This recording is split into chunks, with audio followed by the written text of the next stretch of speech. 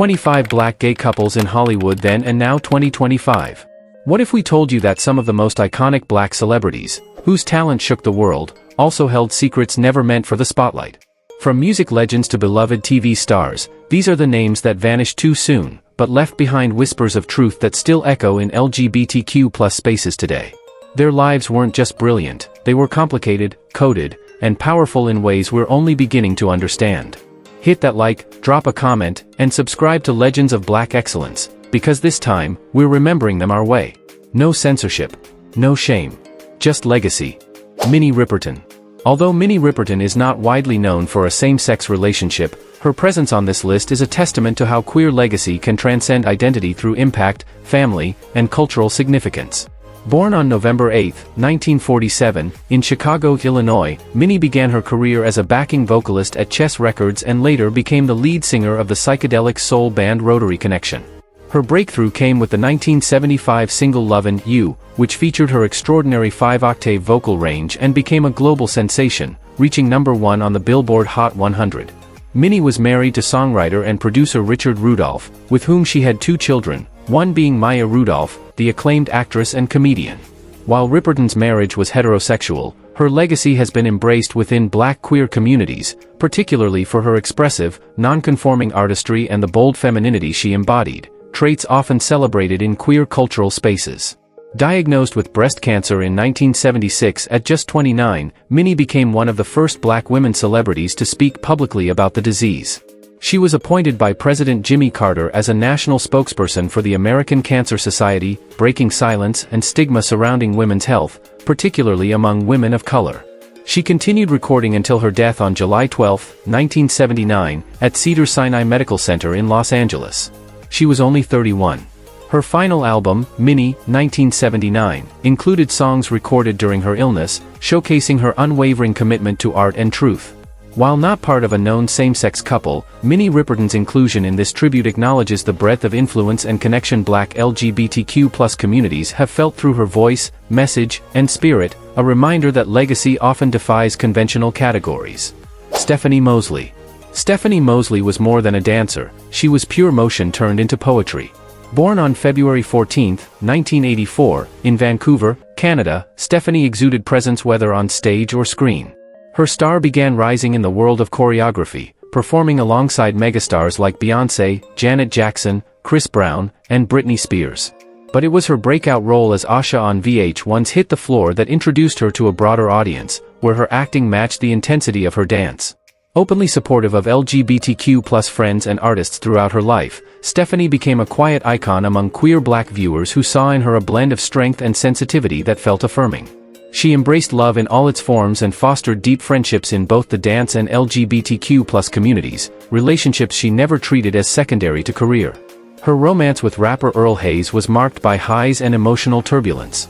Tragically, on December 8, 2014, Stephanie's life was violently cut short in a murder-suicide that stunned the entertainment world. She was only 30 years old.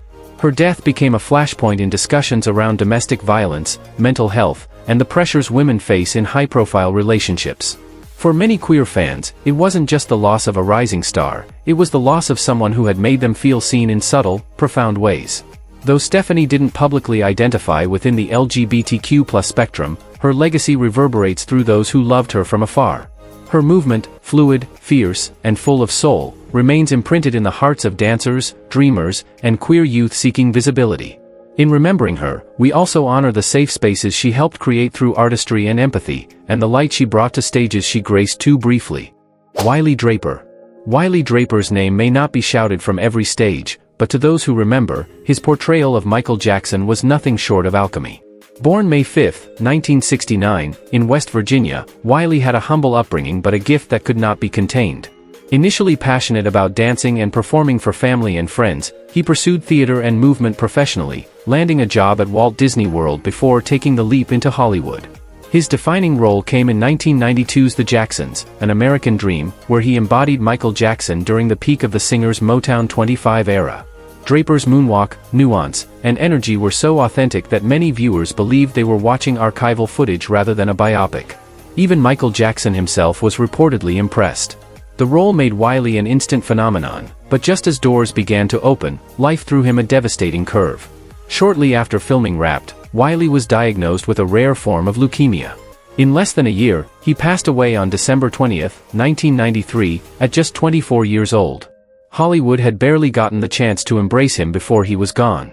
Though Wiley never publicly discussed his sexuality and was not part of a known gay couple, he has since been claimed by black LGBTQ+ fans as a figure of quiet resonance. There was something in his expressiveness, in the vulnerability of his performance, that made him feel like one of our own. To this day, clips of his Jackson portrayal circulate online, often with comments like, "He was Michael." For queer black youth drawn to music, performance, and transformation, Wiley Draper is a reminder that brilliance isn't always measured in time, but in impact. Charmaine Maxie Maxwell. Charmaine Maxie Maxwell was the kind of artist who didn't need to shout to be heard. As one-third of the R&B group Brownstone, her sultry tone and commanding presence stood out in a golden era of vocal harmony. Born on May 27, 1969, in Guyana and raised in Los Angeles, Maxie brought a unique international flair to the group's soulful sound. Brownstone's debut album From the Bottom Up, 1995, went platinum, fueled by the Grammy-nominated single, If You Love Me, a track that remains an anthem of emotional honesty. Though not publicly queer, Maxie's artistry resonated deeply within the black LGBTQ+ community. Her style, both on stage and off, exuded confidence and sensuality. For many queer fans, especially women of color, she was a quiet trailblazer, elegant, empowered, and emotionally fearless. She represented a kind of femininity that didn't conform to narrow molds. After the height of Brownstone's fame, she pursued solo music, raising a son with her husband, Danish producer Karsten Solshock. Her life seemed beautifully balanced between motherhood and creative work. But on February 28, 2015, tragedy struck. Maxie suffered a fatal accident at home, reportedly falling onto a broken wine glass, resulting in a fatal neck injury. She was 46. Her sudden passing sent shockwaves through the R&B community. Tributes poured in from fans, industry peers, and LGBTQ+ artists who had found strength in her music. Maxie's story is a reminder that visibility isn't always about labels, it's also about the feeling of being understood through someone else's voice. She may not have stood on Pride stages, but her music played in the rooms where queer people found safety, love, and expression. And that, in its own way, is legacy. Anthony Mason. Anthony Mason was a force of nature, on the basketball court and beyond. Standing at 6 feet 7 inches with a build that intimidated even the toughest opponents, he wasn't just muscle, he was movement, intelligence, and sheer willpower molded into an NBA jersey. Born December 14, 1966, in Miami, Florida, Mason's path to basketball greatness wasn't smooth. He went undrafted, bounced through minor leagues, and even played overseas before getting his big break with the New York Knicks in the early 90s. Once in the league, Mason became a fan favorite, known for his physical style, fearless defense, and signature hairstyles etched with messages. Off the court, he was fiercely private. Yet his boldness made him a natural icon to many in the queer black community, especially gay men who saw in him a kind of defiance rarely granted to black athletes. Masculinity didn't mean silence, it could mean swagger, individuality, and flair. Although he never publicly identified as gay or bisexual, Mason's image has been quietly embraced within LGBTQ+ sports circles as a symbol of authenticity. His vulnerability appeared not in interviews, but in the loyalty he showed to teammates, his community, and his sons, one of whom, Anthony Mason Jr., followed in his basketball footsteps. In February 2015, after a sudden heart condition led to multiple surgeries, Mason died of congestive heart failure. He was 48. His passing devastated fans, especially those who remembered his role in helping shape the Knicks' gritty, iconic identity during their 1994 NBA Finals run. His legacy isn't just wins or stats, it's about pushing through the impossible. For queer athletes and fans who've lived in silence, Anthony Mason stands as a reminder that strength takes many forms, and that being unforgettable doesn't require explanation. Lamont Bentley. Lamont Bentley radiated the kind of charm that made you root for him before he said a word. Born October 25, 1973, in Milwaukee, Wisconsin, Bentley moved to Los Angeles with his mother, who was pursuing a career in music. While she sang, Lamont dreamed, and eventually found his way into Hollywood through sheer persistence. His most beloved role came as Hakeem Campbell in the UPN sitcom Moesha, where he played the ever-hungry, lovable best friend of Brandy's character. Hakeem wasn't flashy or famous, he was real. And that realness made Lamont a favorite among young queer viewers who longed to see themselves reflected in characters with heart. Hakeem's loyalty, humor, and kindness offered a rare depiction of black male vulnerability during an era that often demanded the opposite. Bentley also expanded his range in darker roles, most notably as Crazy K in Tales from the Hood, 1995, a haunting performance that showed his depth. Behind the scenes, he was known for his generosity, humility, and deep love for his daughters. On January 19, 2005, tragedy cut his life short. Driving alone near Simi Valley, California, his car skidded off the road and was struck by 5 vehicles. He died at the scene, only 31 years old. Though he was not known to be in a same-sex relationship, Lamont Bentley's cultural resonance among queer audiences cannot be overstated. He represented an ideal often denied to black gay men in media: softness without weakness, closeness without threat. In LGBTQ+ circles, his name remains a quiet tribute, a memory of a performer who gave visibility not through orientation, but through emotional truth. His time was short, but his imprint runs deep. Whitney Houston. Whitney Houston wasn't just a singer, she was a force that transcended sound. Born on August 9, 1963, in Newark, New Jersey, she grew up steeped in gospel and soul, mentored by legends like Dionne Warwick and Aretha Franklin. Her voice was pristine, rich, and commanding, capable of reaching massive emotional peaks with breathtaking control. By the mid-1980s, Whitney had become a global phenomenon. Her self-titled debut album sold over 25 million copies worldwide, and her reign continued with hit after hit: I Will Always Love You, Greatest Love of All, How Will I Know. She was also the first black woman to receive consistent rotation on MTV, breaking racial barriers with elegance and power. Though her public relationships were heterosexual, speculation about her close bond with longtime companion Robin Crawford has long sparked conversation in black queer circles. In her 2019 memoir, Crawford confirmed they shared a romantic connection during Whitney's early career, a truth many in the LGBTQ+ community had quietly known and protected. For countless queer fans, Whitney's story, of immense talent constrained by societal expectations, felt deeply personal. Behind the stardom, Houston battled addiction, media pressure, and emotional trauma. Her sudden death on February 11, 2012, sent shockwaves around the world. She was found submerged in a hotel bathtub, with heart disease and drug use cited as contributing factors. She was 48. Despite the tabloid noise, Whitney's influence endures. Within LGBTQ+ spaces, her voice is more than a soundtrack, it's a sanctuary. Her songs continue to play at queer weddings, drag shows, memorials, and moments of personal triumph. Whitney Houston gave us ballads of survival, love, and longing, and though she's no longer here, her voice still tells stories we're only beginning to understand. Joanne Borgella. Joanne Borgella was the definition of radiant resilience. Born on May 29, 1982, in Oyster Bay Cove, New York, she rose to prominence in 2005 after winning Monique's Fat Chance, a beauty competition celebrating plus-size women. Her victory was more than a crown, it was a cultural moment that pushed back against rigid beauty standards, especially for black women. Joanne wasn't just a model. She was a singer, designer, and advocate who used her platform to uplift others. In 2008, she competed on Season 7 of American Idol, earning praise for her powerhouse vocals and magnetic stage presence. She later signed with Wilhelmina Models, becoming one of the few visibly plus-size black women represented by a major agency, another bold step forward for inclusion in fashion. Her spirit connected deeply with LGBTQ+ audiences. She spoke openly about body positivity, femininity, and self-worth in ways that resonated far beyond gender or orientation. Her blend of warmth, glamour, and grit made her a beloved figure among queer communities, especially those navigating intersecting identities of size, race, and queerness. In 2013, Joanne was diagnosed with a rare form of endometrial cancer.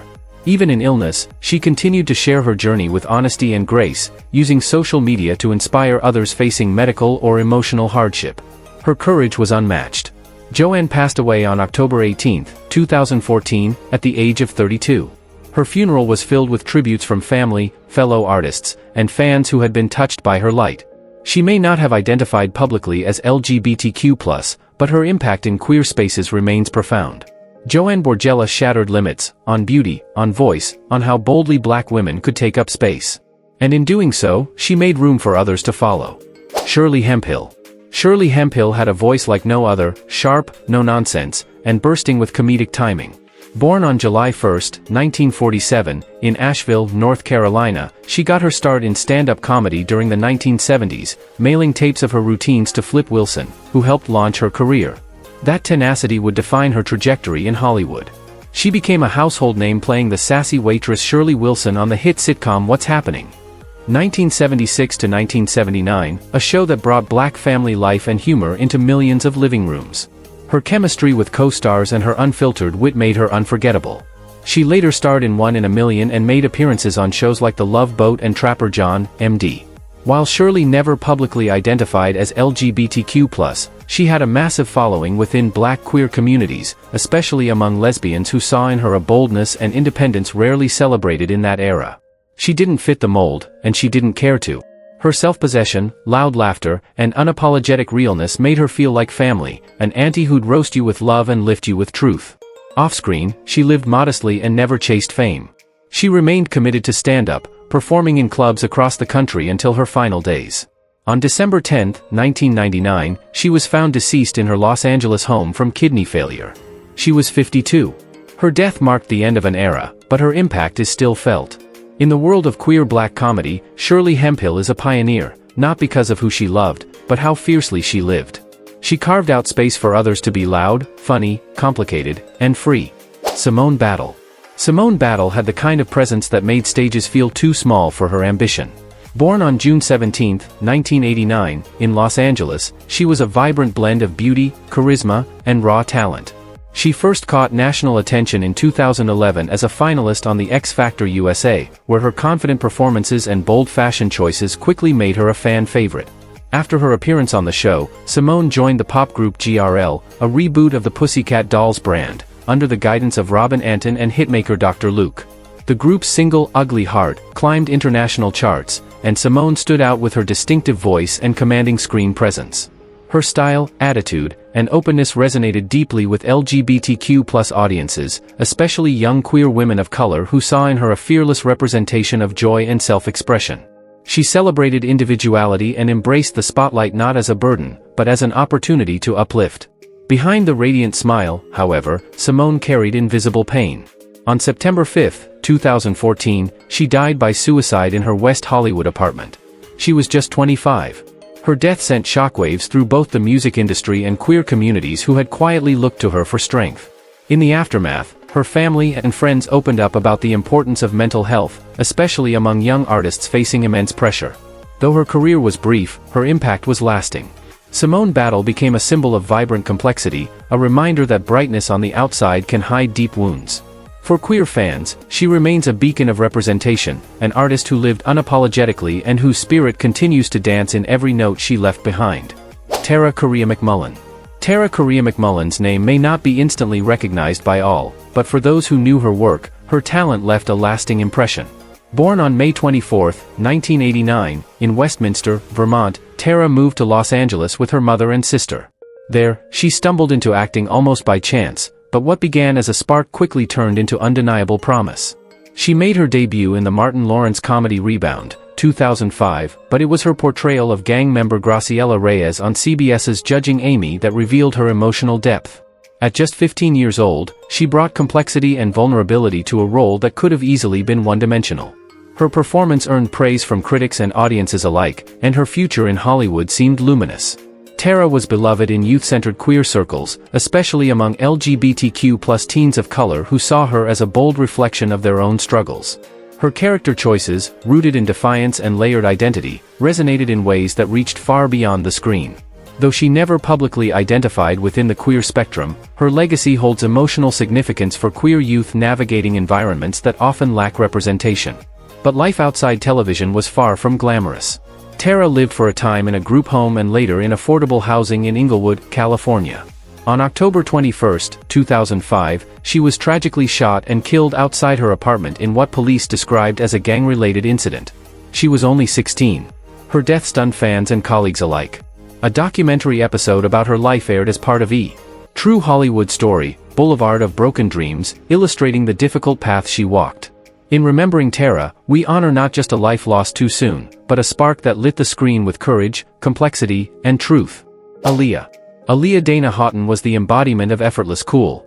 Born on January 16, 1979, in Brooklyn, New York, and raised in Detroit, she was a prodigy whose style, voice, and presence reshaped the R&B landscape before she even turned 20. Her debut album, Age Ain't Nothing But a Number, released when she was just 15, signaled the rise of a new kind of star, mysterious, elegant, and fearless. By the late 90s, Aaliyah had become a fashion icon, an acting talent, and a voice of modern soul. With Timbaland and Missy Elliott by her side, she released groundbreaking records like One in a Million and Try Again, blending hip-hop, electronic, and R&B with ethereal vocals that captured hearts worldwide. For many in the queer black community, Aaliyah was more than an artist, she was a mirror. Her androgynous fashion, fluid body language, and emotional depth allowed fans of all identities to connect with her without boundaries. She existed beyond the binary, feminine yet powerful, soft but commanding. On August 25, 2001, after filming a music video in the Bahamas, Aaliyah died in a plane crash along with 8 others. She was only 22. The tragedy left a deep wound across music and culture. For many LGBTQ+ fans, her passing felt like losing someone who truly saw them, even if she never said it aloud. Though she never publicly identified as queer, Aaliyah's legacy is deeply embedded in queer spaces. Her music plays in underground clubs, her photos grace mood boards, and her influence continues to guide artists who blur lines and break molds. Aaliyah didn't just define a sound, she defined an attitude. And that attitude still echoes, softly and defiantly, wherever freedom dares to move. Michelle Thomas. Michelle Thomas had a smile that could disarm and a grace that felt timeless. Born on September 23, 1968, in Brookline, Massachusetts, she was the daughter of Dennis Thomas, a founding member of Kool and the Gang. Raised in a musical household, Michelle naturally gravitated toward the spotlight, but she brought with her something different, warmth that felt intimate, almost familial. She made her mark as Justine on The Cosby Show, and later as the sweet, eccentric Myra Monkhouse on Family Matters. Her characters weren't just love interests, they were layered portrayals of kindness, charm, and intelligence. In a sitcom landscape often filled with caricatures, Michelle gave us nuance. Though she never publicly discussed her sexuality, Michelle Thomas became a quiet icon in queer communities, especially among Black LGBTQ+ youth. She represented emotional openness in a media era that rarely allowed Black women to be anything but strong. Her softness, loyalty, and joy were revolutionary in their subtlety. In 1997, Michelle was diagnosed with a rare form of cancer known as intraabdominal desmoplastic small round cell tumor. She fought privately, undergoing multiple surgeries while maintaining her faith and dignity. On December 23, 1998, she passed away surrounded by family. She was 30. Her funeral was attended by castmates and loved ones, and her absence left a palpable silence across those who had grown up with her on their screens. But Michelle's legacy lives on, in reruns, in tribute posts, and in the hearts of those who saw themselves in the light she radiated. She didn't need headlines or declarations to matter. In the realm of Black queer culture, Michelle Thomas is remembered as a symbol of tenderness, a reminder that strength often looks like kindness, and that visibility doesn't always have to be loud to be lasting. Tupac Shakur. Tupac Amaru Shakur was more than a rapper, he was a movement in motion. Born on June 16, 1971, in East Harlem, Tupac's life was shaped by art, politics, and survival. His mother, Afeni Shakur, was a former Black Panther, and that revolutionary fire coursed through his work. By his early 20s, Tupac had become the voice of a generation. Albums like Me Against the World and All Eyes on Me fused raw vulnerability with unflinching social critique. His lyrics painted portraits of pain, poverty, love, and resistance. For many queer fans, especially Black LGBTQ+ individuals navigating hostile environments, Tupac's defiance offered protection, his poetry a sanctuary. He challenged the idea of masculinity with every tear he shed, every poem he wrote, every hug he gave openly. His interviews were filled with contradictions, hypermasculine one moment, tender the next. It was in that duality that queer fans found a mirror. He didn't need to be queer himself to model freedom from conformity. Tupac's relationships were often public, notably with women, but his spiritual connection with people extended far beyond romantic labels. He had close ties to artists across gender and sexual identity, including the dance and poetry scenes where queerness quietly thrived. On September 13, 1996, Tupac died from gunshot wounds sustained in a drive-by shooting in Las Vegas. He was 25. The case remains unsolved, but his legacy is anything but mysterious. To this day, Tupac remains a cornerstone in queer cultural archives, not just for his art, but for the fearless way he embraced contradiction. He gave us a vision of black manhood that allowed space for softness, for rage, for tears, and for joy. And in that, he gave queer fans permission to exist fully, even in fragments. Chadwick Boseman. Chadwick Boseman wasn't just an actor, he was an embodiment of quiet power. Born on November 29, 1976, in Anderson, South Carolina, Boseman pursued storytelling from the beginning, first through writing, then directing, and ultimately performing. After graduating from Howard University and studying at Oxford, he went on to portray some of the most iconic black figures in history, Jackie Robinson, James Brown, and Thurgood Marshall, with a level of depth that transcended performance. But it was his portrayal of T'Challa in Black Panther, 2018, that shifted the global imagination.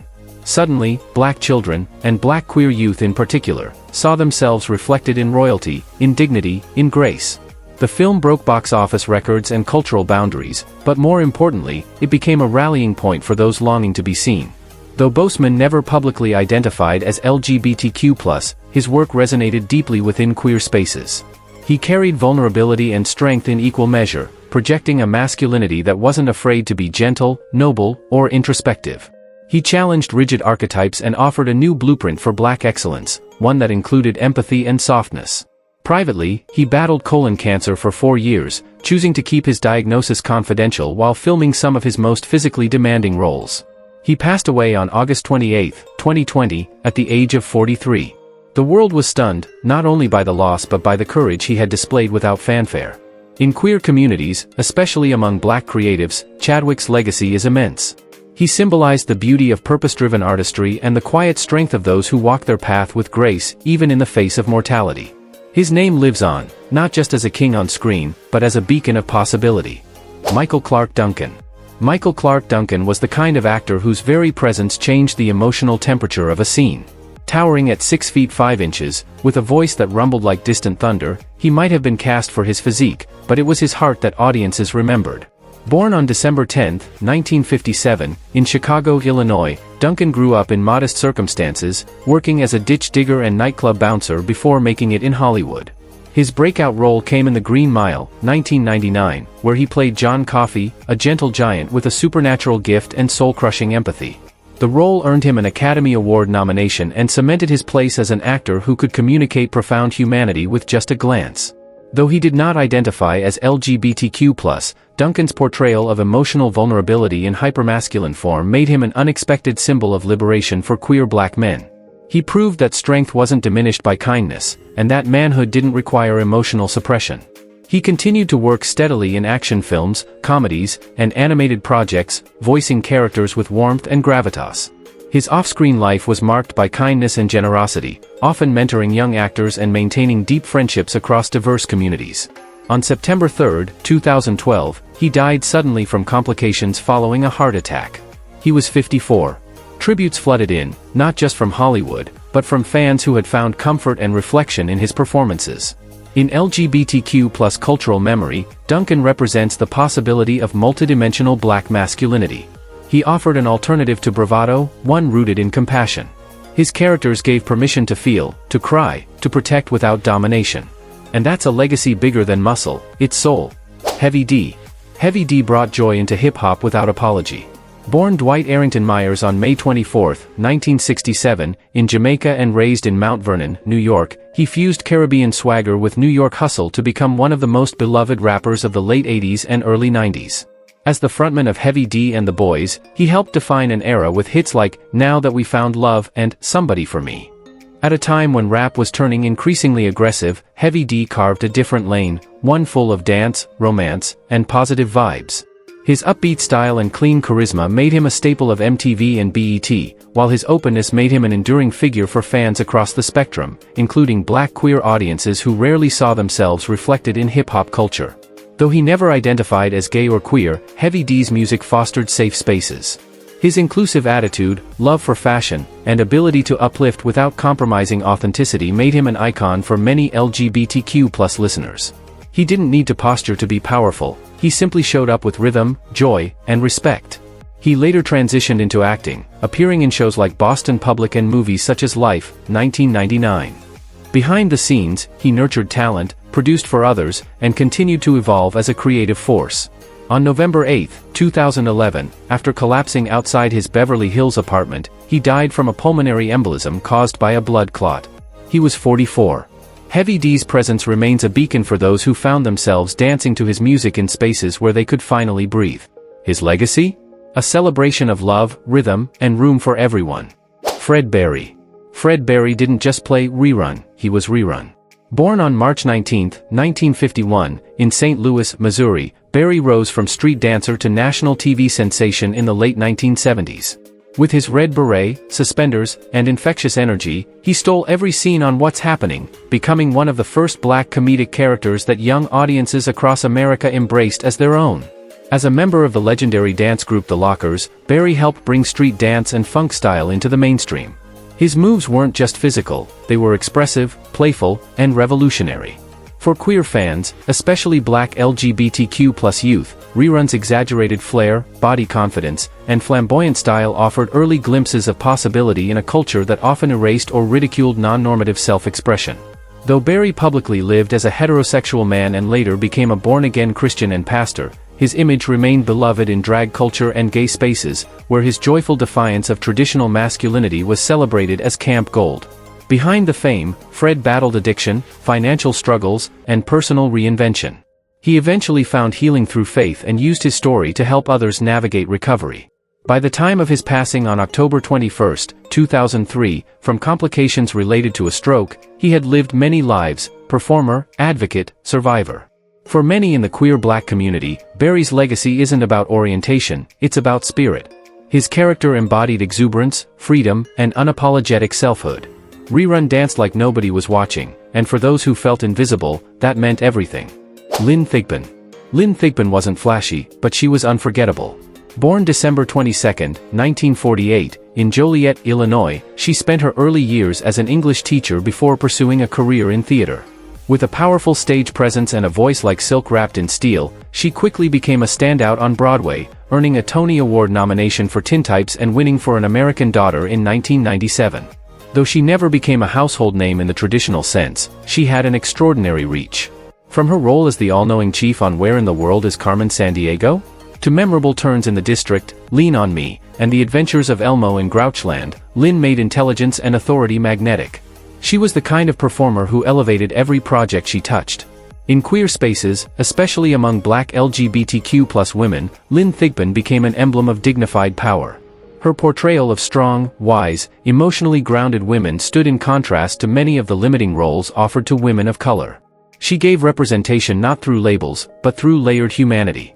She didn't need a rainbow flag to become an icon, her legacy was built on presence.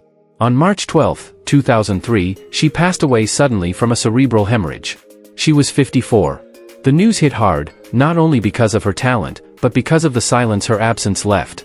To this day, Lynn Thigpen is cherished by educators, actors, and LGBTQ+ fans who found strength in her performances.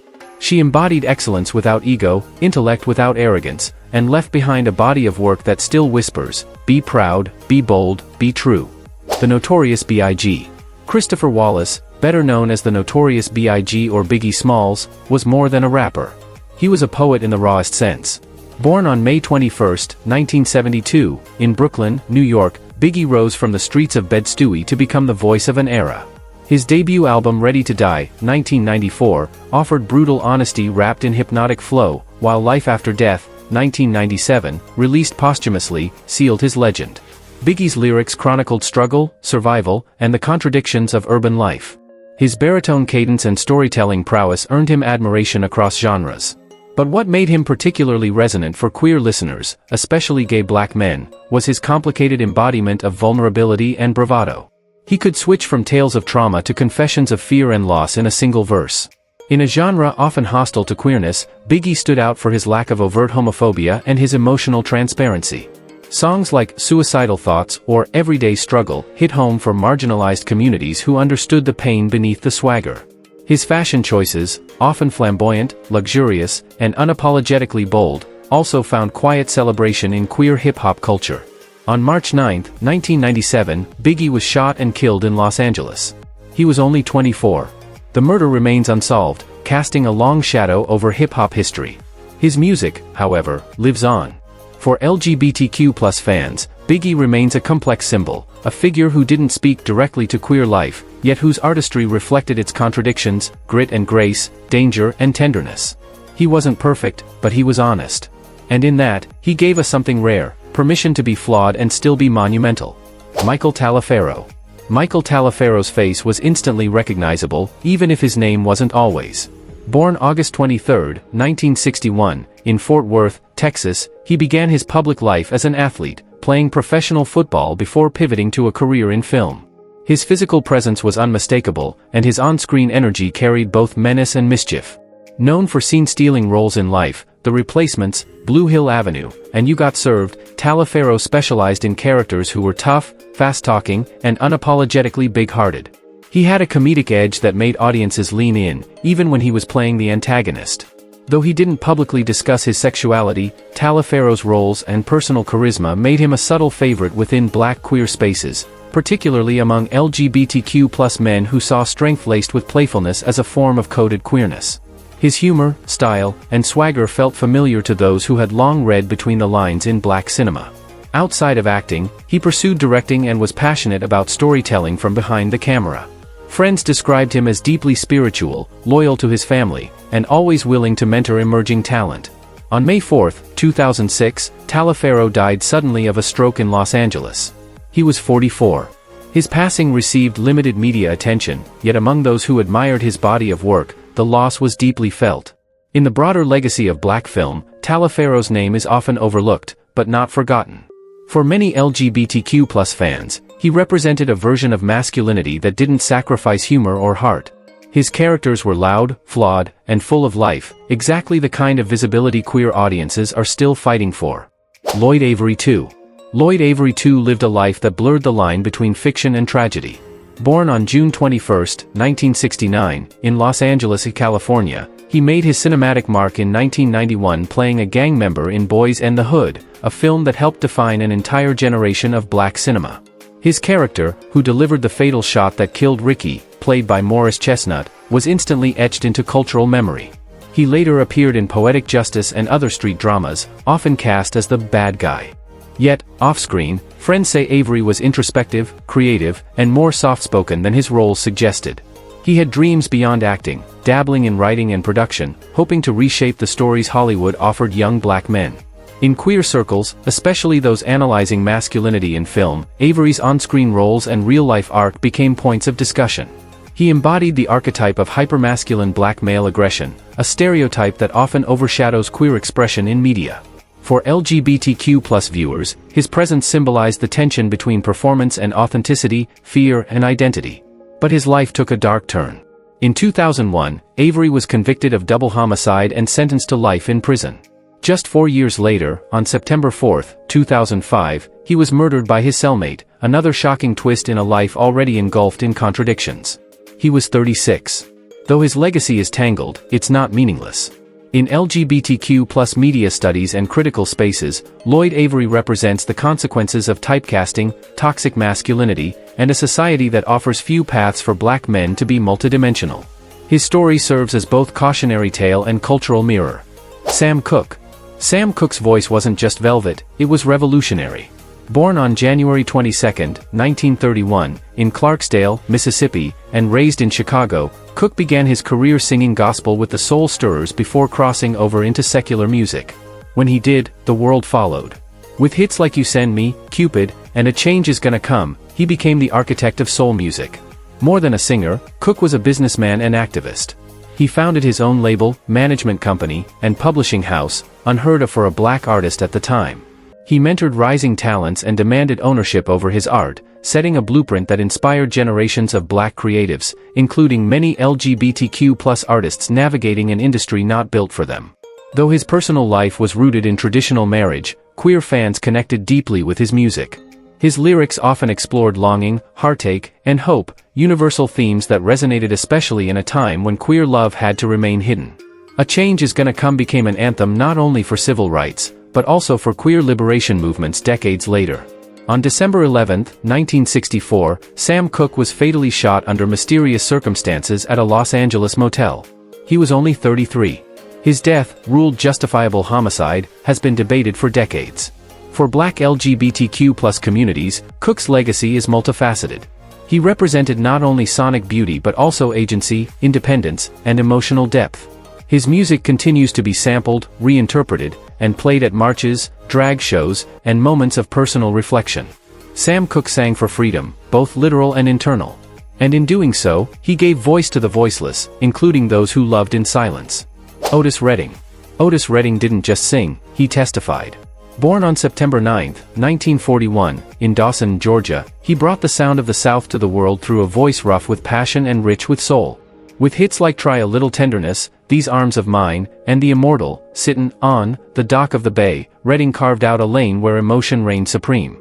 A dynamic performer, Redding was known for his high-octane shows, drenched in sweat, tears, and gospel-infused intensity. He broke through racial and genre boundaries during the 1960s, performing to integrated audiences across the US and Europe. He also mentored fellow musicians and took younger artists under his wing, a trait often revered within queer cultural traditions of chosen family and mutual care.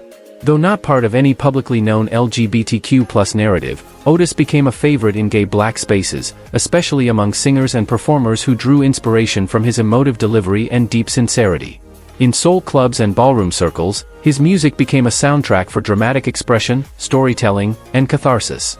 Tragically, on December 10, 1967, Redding died in a plane crash en route to a concert in Wisconsin. He was only 26.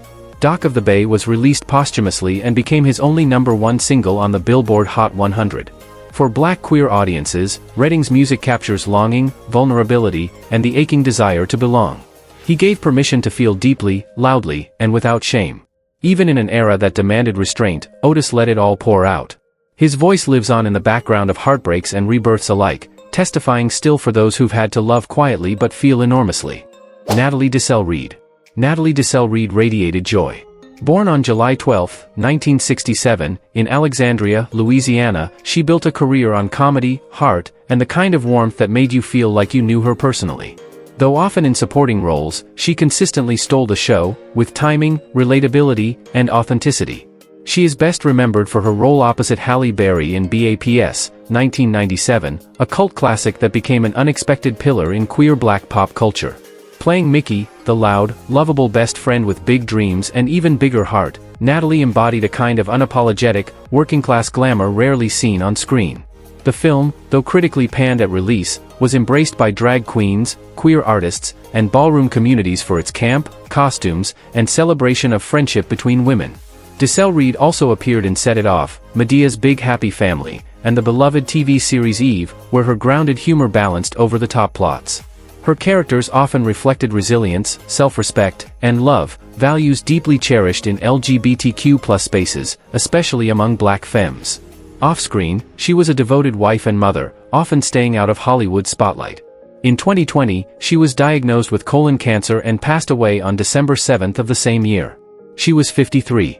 Her death shocked fans, as she had kept her illness private. Tributes poured in from across generations, many from queer creatives who had grown up admiring her roles.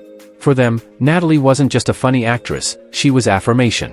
She showed that Black women didn't need to be glamorous or elite to be iconic. They could be loud, loving, and from the neighborhood, and still be worthy of the screen. In the queer canon, Natalie Desselle Reid is beloved, a soft revolution wrapped in laughter. These stories aren't just about loss, they're about presence. About the echoes these legends left behind in music, film, and the hearts of those who never got to say thank you.